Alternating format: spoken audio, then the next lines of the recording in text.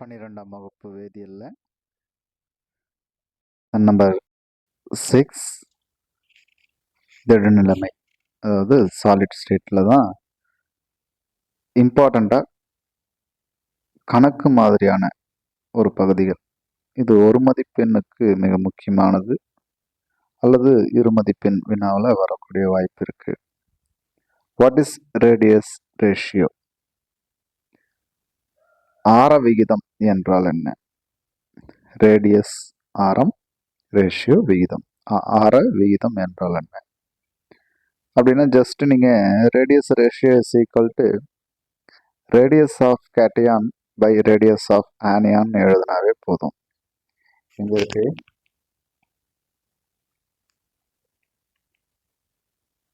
Just நாங்கள் எல்லோவில் round பண்ணி காட்டியிருக்கேன் பாருங்க, அது மட்டும் எழுதினா போதும். That is ratio of radius of cation and the radius of anion is called a radius ratio. நீங்கள் சென்டென்ஸ் கொடுக்கணும்னு கூட அவசியம் இல்லை, இதே மாதிரி எழுதலாம். அதாவது நேர்மின் அயனியின் ஆரம் பை எதிர்மின் அயனியின் ஆரம். சரி, அதுக்கடுத்து இது எதுக்காக யூஸ் பண்ணலாம் அப்படின்னு பார்த்தீங்கன்னா, இந்த ரேடியஸ் ரேஷியோ வச்சுக்கிட்டு அந்த ஒரு கோஆர்டினேஷன் நம்பர் என்ன பற்றியும் அந்த படிகத்துடைய வடிவமைப்பு என்னன்றதையும் நம்ம கண்டுபிடிக்கலாம். இங்கே என்னென்னா உதாரணங்கள் கொடுத்துருக்காங்க. இந்த உதாரணங்களை எடுத்துக்கொண்டு அதனுடைய வடிவமைப்பு என்ன, அதனுடைய அணுவி எண் என்ன என்ற வகையிலான வினா வரும். இதை ஒரு 3 மதிப்புகள் மட்டும் நீங்கள் ஞாபகம் வைத்துக்கணும். 0.225, 0.414, 0.732 இந்த 3 மதிப்பை மட்டும் பார்த்துக்கணும். வேற எதையும் நீங்கள் ஞாபகம் வச்சுக்கணும். எப்படி ஞாபகம் வச்சுக்கலாம்?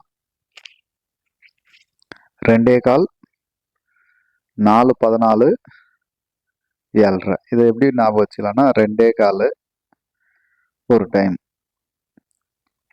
ஏன்னா 2.25 சொல்றீங்களே அப்படின்னா பாயிண்ட் எல்லாமே பாயிண்ட்ல தான் இருக்க போகுது, இது ஃப்ராக்ஷனாக தான் இருக்குது. நீங்கள் ஞாபகம் வச்சுக்கிறதுக்கு 2.25 ரூபாய், அப்போது 2.25 அப்படின்ட்டு வந்துடும். புள்ளி முன்னாடி வச்சுக்கலாம். அடுத்தது 4:10 ஸ்கூல் பெல் விடுறாங்க அப்படின்னு நான் வச்சுக்கலாம். இல்லை 4:14 ஸ்கூல் பெல் அடிக்கிறாங்க, ஸ்கூல் விடுறாங்க அப்படின்னு நான் வச்சுக்கலாம். அப்போது 0.414 இல்லைன்னா நம்ம √2க்கு வேல்யூ ஞாபகம் வச்சுருக்கோம் 1.414. ஸோ அந்த √2 வேல்யூ முன்னாடி புள்ளி வச்சுக்கிட்டு அந்த ஃப்ராக்ஷன் மட்டும் எழுதுகிற மாதிரி நாம் வச்சுக்கலாம். அடுத்துதான் 7:30 மணிக்கு சாப்பிட்றோம், 7:32 அப்படின்றது ஞாபகம் வச்சுக்கலாம். அப்போ 0.732 இல்லைன்னா பஸ் டைம் வந்து 7:32க்கு அப்படின்னு ஞாபகம் வச்சுக்கலாம். இந்த 3 மதிப்புகள் ஞாபகம் வச்சுக்கலாம். அப்போது இந்த ரேஞ்சுக்குள்ளே இருந்தால், இது 0.225க்குள்ளே இருந்தால் கோஆர்டினேஷன் நம்பர் 3, 0.225லேருந்து 0.414 வரைக்கும் இருந்தால் கோஆர்டினேஷன் நம்பர் 4, 0.414லேருந்து 0.732 வரைக்கும் இருந்தால் கோஆர்டினேஷன் நம்பர் 6, 0.732க்கு மேலே போனால் கோஆர்டினேஷன் நம்பர் 8 அப்படின்றத ஞாபகம் வச்சுக்கிட்டு respectively trigonal, planar, tetrahedral, octahedral, cubic அப்படின்னு சொல்லலாம். அதுக்கான எக்ஸாம்பிள் ஞாபகம் வச்சுங்க.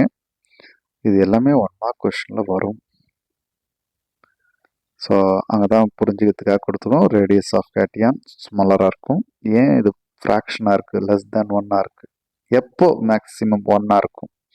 Radius of cation is equal to radius of anion தான் 1ஆக இருக்கும். ஸோ இங்கே கோஆர்டினேஷன் நம்பர் 3க்கு ட்ரைகோனல் பிளேனார் ஸ்ட்ரக்சர் கொடுத்துருக்கோம், 4க்கு டெட்ராஹெட்ரல் ஸ்ட்ரக்சர் கொடுத்துருக்கோம், 6க்கு ஆக்டாஹெட்ரல் ஸ்ட்ரக்சர் கொடுத்துருக்கோம், 8க்கு கியூபிக் ஸ்ட்ரக்சர் கொடுத்துருக்கோம், பார்த்துங்க. அடுத்ததாக calculate number of atoms per unit cell in simple cubic unit cell, in body centered cubic unit cell and face centered cubic unit cell. இந்த question பொதுவாக கேட்கப்படக்கூடிய question தான், book back question. படம் எல்லாருக்கும் தெரியும். எளிய கனசதுரம்னா அந்த கனசதுரத்தின் மூலையில் மட்டும் இருக்கும். பொருள் மைய கனசதுரம்னா அந்த பாடியோடைய சென்டரில் ஒன்று இருக்கும். அடுத்து ஃபேஸ் சென்டர்னா 6 ஃபேஸஸ், அதனுடைய சென்டரில் 6 டாட் இருக்குது பாருங்கள், இதுதான். ஸோ இதனுடைய கால்குலேஷன் வெரி சிம்பிள். இவ்வளோ தான் நீங்கள் எழுத போகிறீங்க. இது மூணுத்தையும் கம்பேர் ஸ்டடிலேயே படிச்சுட்டு நல்லா இருங்க. நீங்கள் ஈஸியாக இதில் ஏதாவது ஒரு 1 மார்க்கோ இல்லை ஒரு 2 மார்க்கு இல்லைன்னா இதே கொஷின் கூட 3 மார்க்கில் வந்திருக்கு. சரி, எழுதிடலாமா பாருங்கள். ஸோ நம்பர் ஆஃப் கார்னர்ஸ் எத்தனை? 8. அதனுடைய ஷேரிங் என்ன? 8.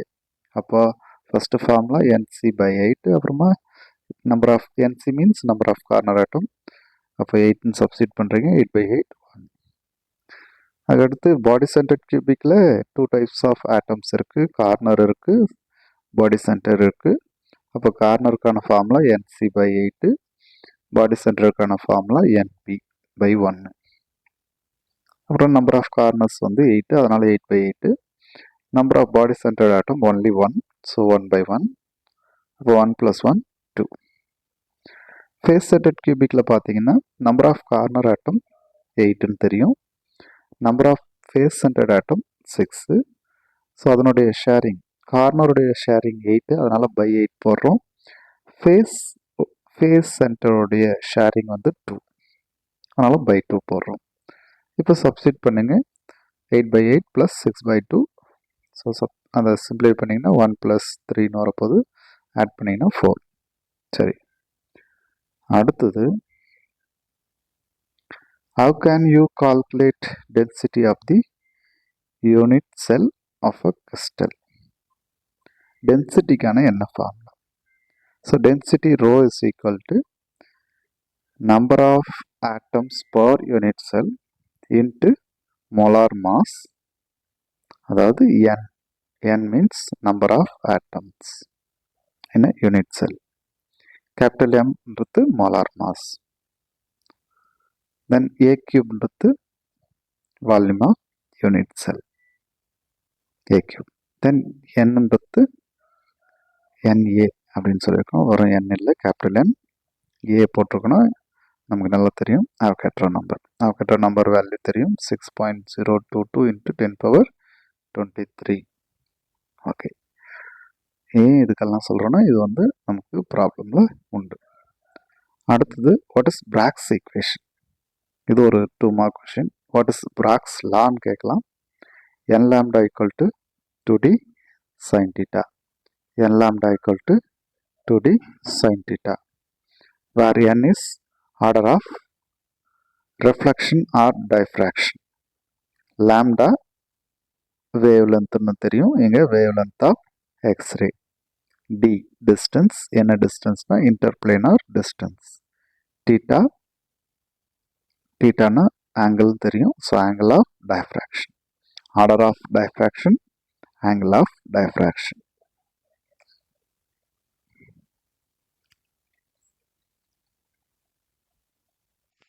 அடுத்ததாக கவனியுங்கள், இந்த 6வது பாடம் சாலிட் ஸ்டேட்டில் கம்பல்சரி சம்ஸ் வருவதற்கு வாய்ப்புகள் என்னென்ன அப்படின்னு பார்த்தோம்னா, ஒன்று, படிகத்தின் அடர்த்தியை கண்டுபிடி, calculate density of the crystal அப்படின்ற டைப்பில் வரலாம். அல்லது நமக்கு பொதுத்திறன் கணக்கிடலில் கால்குலேட் பேக்கிங் எஃபிஷியன்சியில் அந்த ரேடியஸ் பார்த்துருப்போம், ரேடியஸ் ஆஃப் ஸ்பியர், அதாவது கோளத்தின் ஆரம், அதாவது அணுவின் ஆரம். சிம்பிளாக சொன்னோம்னா ஆர், அதாவது சிம்பிள் கியூபுக்கு r is equal to a/2, body centred கியூபிக்கில் r is equal to √3a/4. 4. Face centred கியூபிக்கில் r is equal to √2a/4ன்றது நமக்கு தெரியும். அந்த ஒட்டி r கேட்கலாம் அல்லது a கேட்கலாம், அல்லது ப்ராக்ஸ் ஈக்குவேஷன் யூஸ் பண்ணி கூட கேட்கலாம். ஸோ இங்கே நான் ஒரு உதாரணத்துக்கு டென்சிட்டி கண்டுபிடிக்கிற மாதிரி ஒரு கொஷனும், ரேடியஸ் கண்டுபிடிக்கிற மாதிரி ஒரு கொஷனும், ஏ கண்டுபிடிக்கிற மாதிரி ஒரு கொஷனும் நான் இங்கே உதாரணத்துக்கு கொடுத்துருக்கேன். ஸோ கம்பல்சரி சம்முக்கு மினிமம் படிக்கக்கூடியவங்க, சிலர் மனப்பாடம் தான் பண்ணுவாங்க சம்ஸ் கூட, அட்லீஸ்ட் இந்த பாடத்துக்கு இந்த 3 சம்மாவது மனப்பாடம் பண்ணுங்க. அப்படின்னா மனப்பாடம் பண்ண தேவையில்லை. Rho is equal to nm.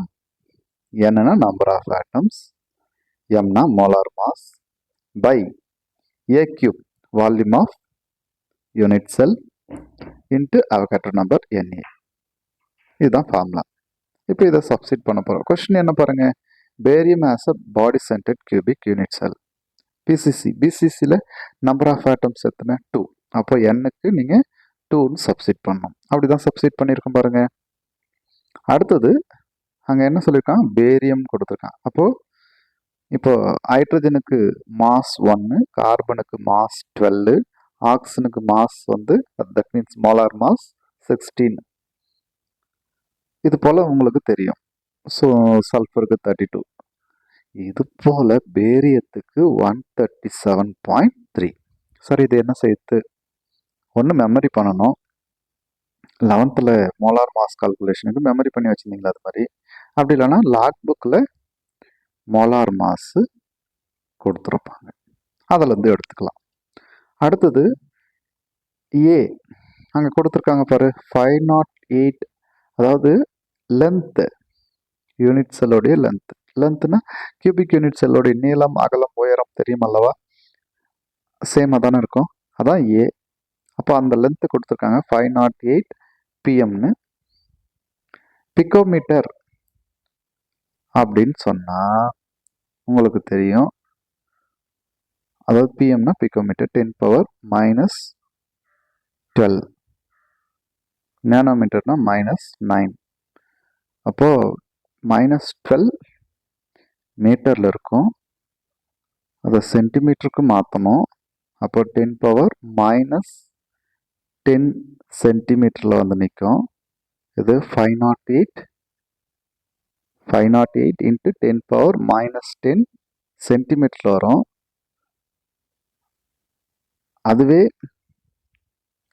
நம்ம பவரை குறைச்சோம்னா -8 கொண்டு வந்தோம்னா இன்னும் முன்னாடி 2 பாயிண்ட் குறையும்.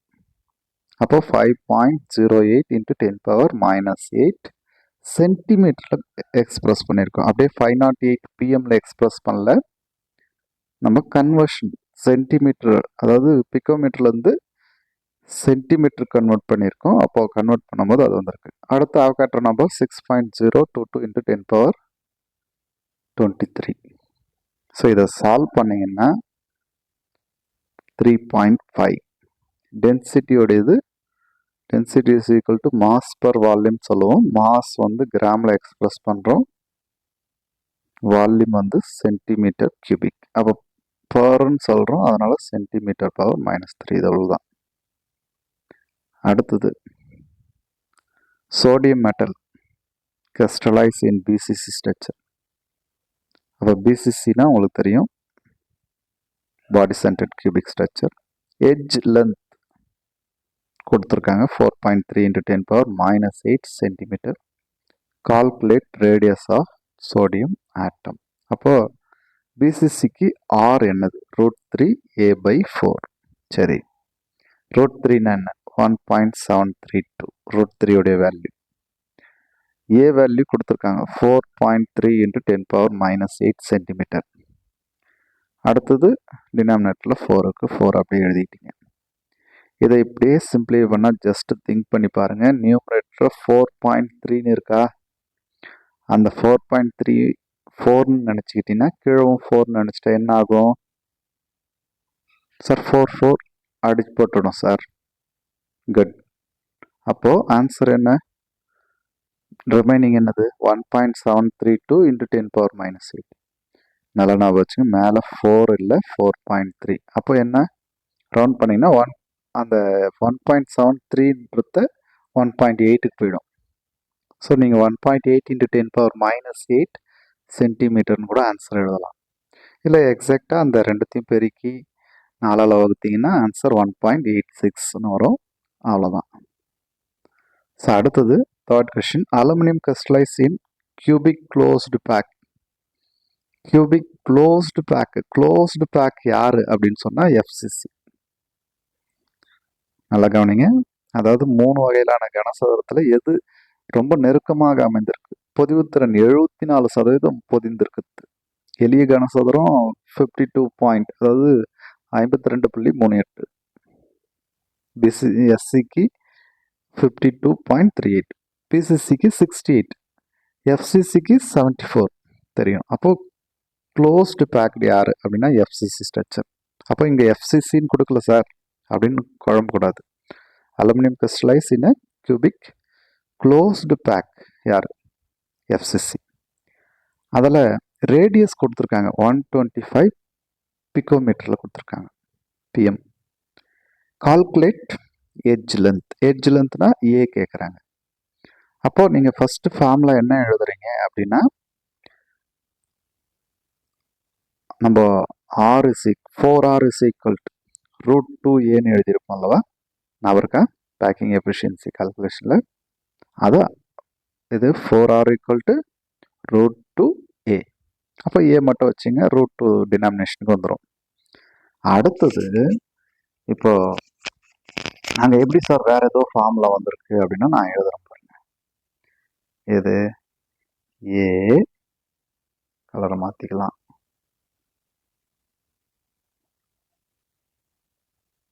Okay, A is equal to 4R. இந்த 4R நம்ம இப்படி எழுதிக்கலாம், 2 இன்ட்டு 2R பை √2ன்னு எடுத்து.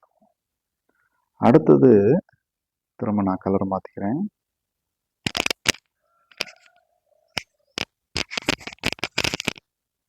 இந்த ஒரு 2வை நான் எப்படி எழுதுறேன்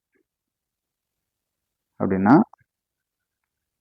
√2ன்னு எழுதுறேன். அப்போ எனக்கு இந்த ஒரு √2க்கும் இந்த √2 போயிடும். இது போயிடுச்சு. திரும்ப உங்களுக்கு புரிய வைக்கிறதுக்கு நான் எழுதுறேன்.